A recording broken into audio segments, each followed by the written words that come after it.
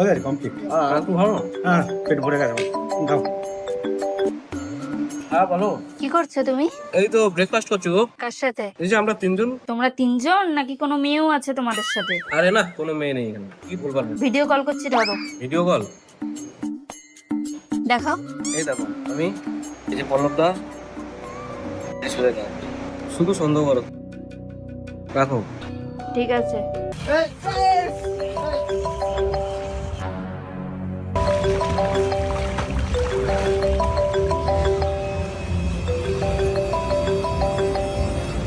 Hello, কোথায়?